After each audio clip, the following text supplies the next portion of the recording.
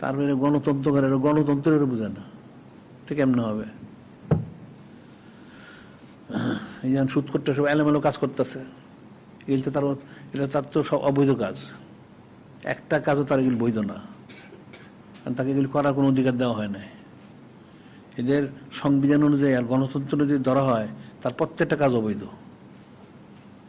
এগুলো জানে না, এই যারা গণতন্ত্র, এই মূর্খগুলি তো জানে না, এরা দলমত করে।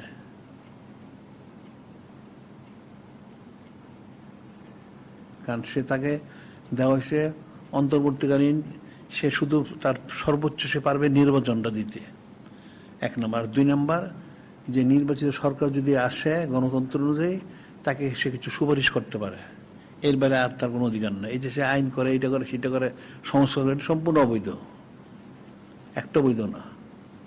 চুক্তি করে, সব এগুলো অবৈধ। এটা গণতন্ত্র জানে না, ইসলাম তো দূরের কথা, গণতন্ত্রই জানে। গণতন্ত্র সারা বছর যদি জীবন ভর গণতন্ত্র করলে গণতন্ত্রই জানে না। ওই ওলামায়ে সুরা যেমন দিন ইসলাম জানে না, এর গণতন্ত্র জানে না।